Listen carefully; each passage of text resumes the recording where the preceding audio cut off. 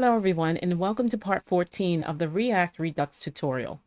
In the previous tutorial, we built the Thunk to fetch posts from an external API and discussed how to implement the useEffect hook with fetchPostThunk to prevent unnecessary re-renders. Check out the card above for more details. In tutorial 10, I went into detail about thunks. In tutorial 11, I explained how to use extra reducers. Check out the playlist in the cards above to find those tutorials. So let's head back to the post slice and let's perform another CRUD operation. We'll create a thunk for updating or modifying posts. And we'll build that right below the fetchPostThunk. And what we're going to do is copy the createPostThunk and adjust it for the updateThunk. So let's copy it and we'll paste it here. And we'll change the name here to updatePostThunk. And that should remove that error. And the thunk is going to have two parameters. The first one is the action type, which is going to be updatePostThunk. And this associates the lifecycle action type with the thunk. And the second parameter is the async function, which is where we place the asynchronous logic. And in the async function, we're passing the entire payload as post arg, which is the post we are selecting to update on the front end. And for the second parameter, we're passing reject with values for error handling. And here we're using Axios to make the API call, which performs an HTTP request to the REST API. We could also use fetch. It's a built-in JavaScript function, and it allows you to make HTTP requests, and you don't need to install any libraries to use fetch. But personally, I prefer Axios over fetch due to its built-in features like JSON handling and easier error management, which simplifies and streamlines the API requests. And here we're going to append the put HTTP method to update the post. And here we're going to pass the URL, which is the post URL variable for mock API. And when we pass the payload over, we need to indicate the post we want to update using the ID. And how do we do that? So here we're going to use template literals, and we'll include the endpoint where the posts are found. So we will have a template literal here and end it there. And then we're going to use a / and then JSX to request a specific post by ID. So we're going to include the payload, which is the entire object, and then we need to include the specific ID. And then we can remove it here. Let's take a look at that endpoint. So let's start the server. I'm going to open the terminal here, and we're going to npm run dev. And we're going to go up and copy the URL for the endpoint. And let's head over to the browser. Let's paste that. And we'll click here to improve the layout. And here, using the URL, the post URL, we're able to see all the posts, but we can request a specific post by ID. We see the IDs here. Let's just say we want this post. Then all we need to do is include a / and for, let's just click here. We can just get that post, or we can get post 3. And so we're not going to be manually including numbers here. The code that we set up will allow us to dynamically request a specific ID. So when we use template literals and JSX, we can dynamically request post by ID based on the user input. So when the server request resolves, we'll receive a response, and we can save that in a variable named response, and then return the response data, which is the actual updated post. So let's step through the process on the front end so that we can see and understand what's actually happening in the code. So let's click here.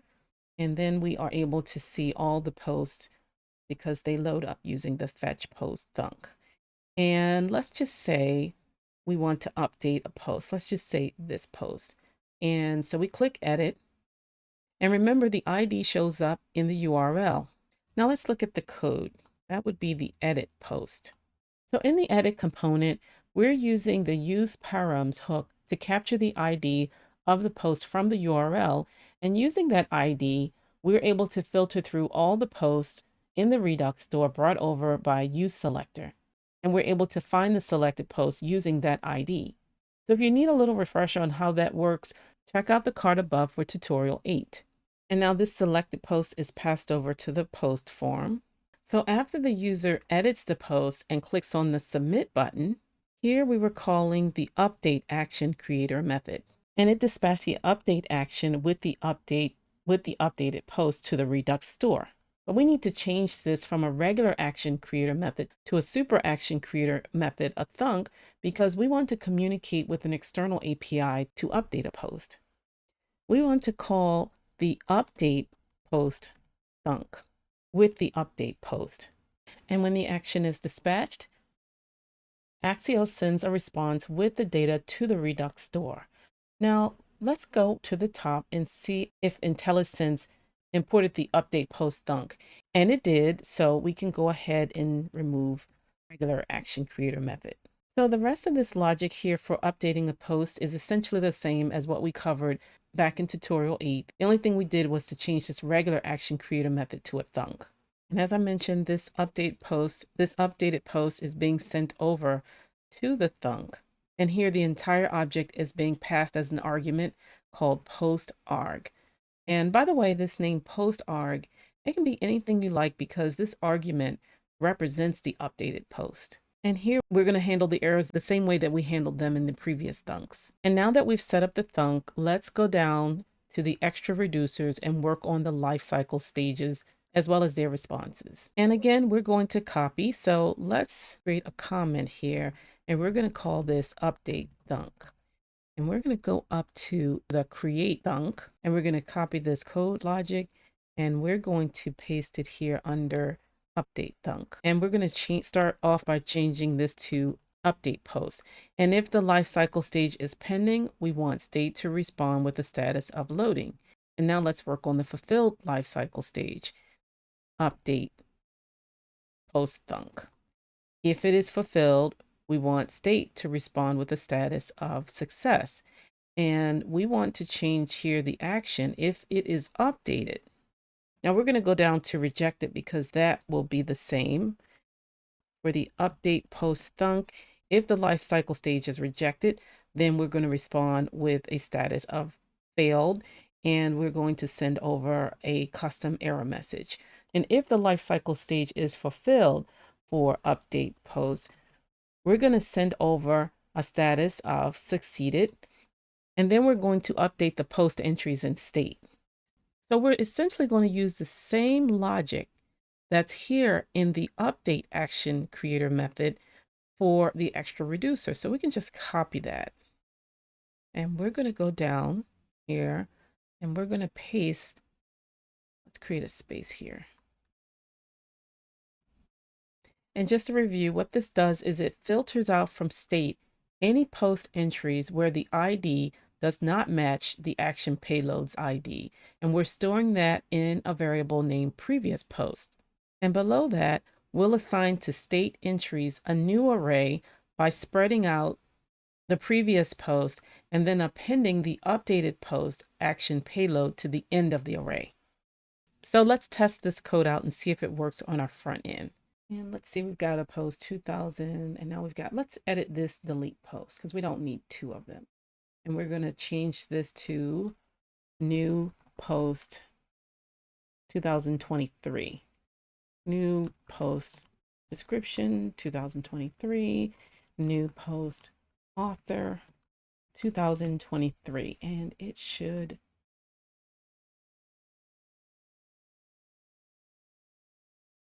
did not change the post. So what we're going to do is try and figure out what happened. Let's look at this in the inspector, and it says here, failed to load resource. The server responded with a 404 not found because it's using localhost edit post.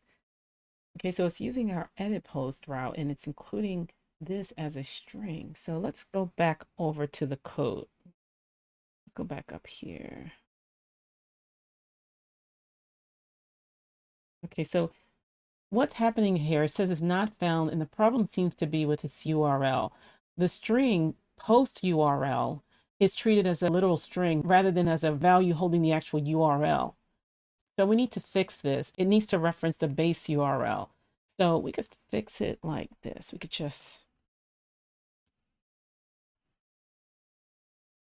So now we have one string that includes the base URL and then the dynamic part that we want to update.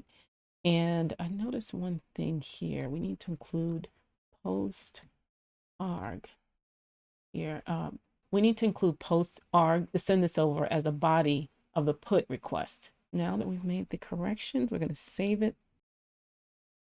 We can save this as well. And now let's go back over and let's edit. And again, we're going to try new post 2023, new post description 2023, and new post author 2023. So let's update that, and we see that this has now been updated.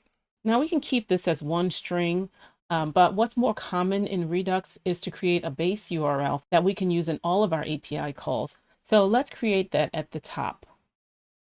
We're going to go to the top of our file here, and we see that we have the post URL, but we're going to create a base URL.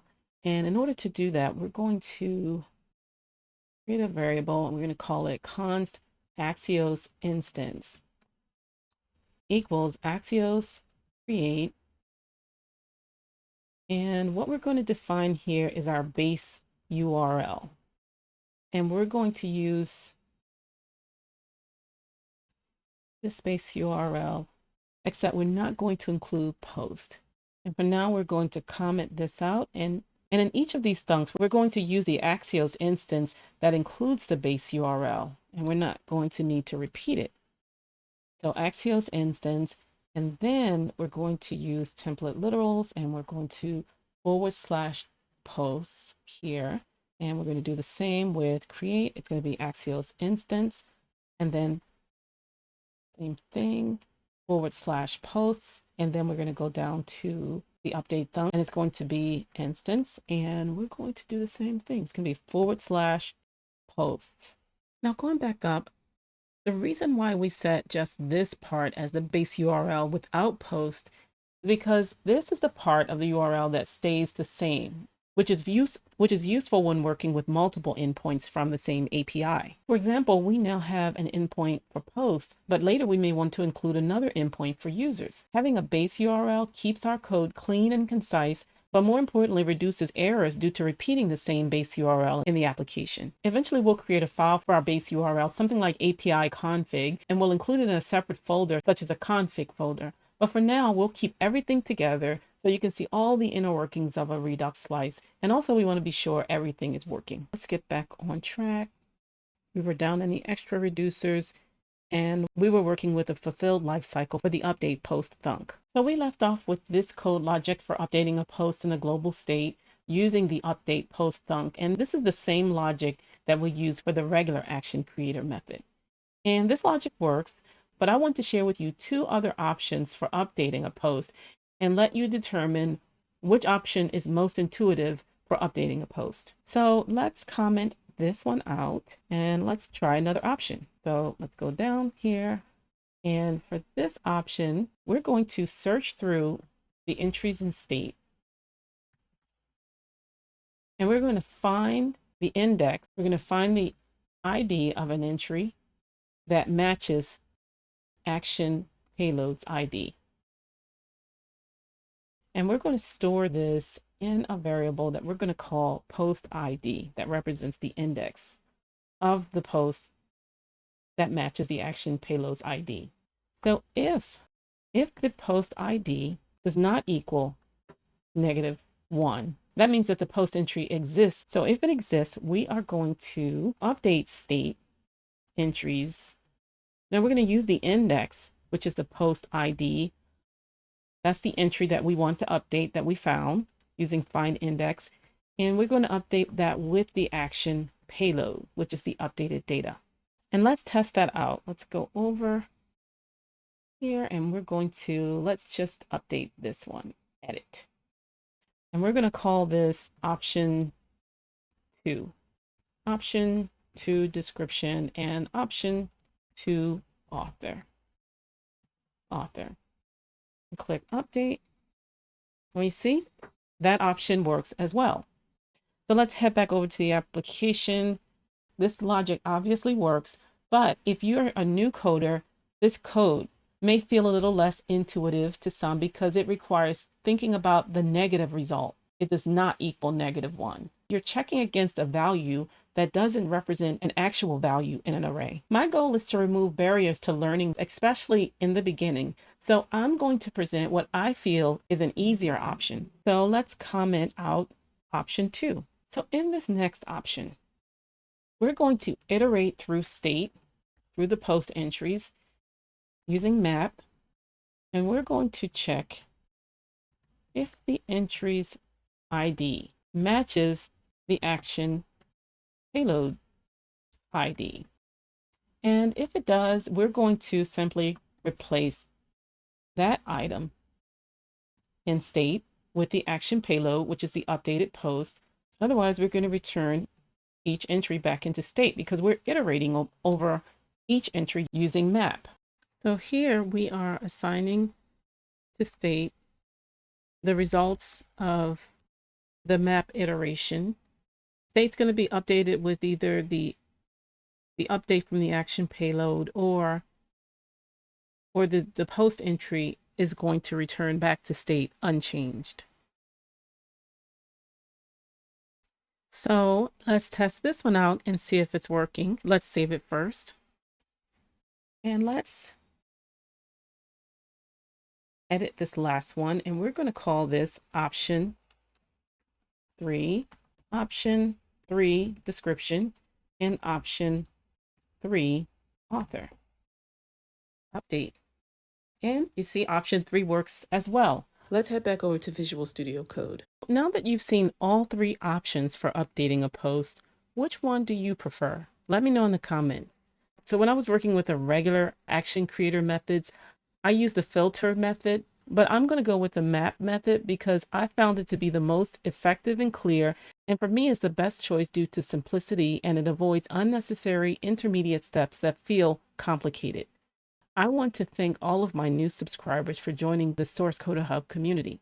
If you haven't subscribed yet, please consider doing so, as I will be releasing content on a regular basis, and if you hit the notifications bell button, you will be alerted each time a new video is released. So with that, here's where we'll end our video today. If you found value in this tutorial so far, don't forget to like and share this video. Also, subscribe to the channel and hit the notifications bell button. If you want to be the first to know, connect to the Hub, Source Coder Hub's community. Thank you for joining me, and I'll see you in the next video.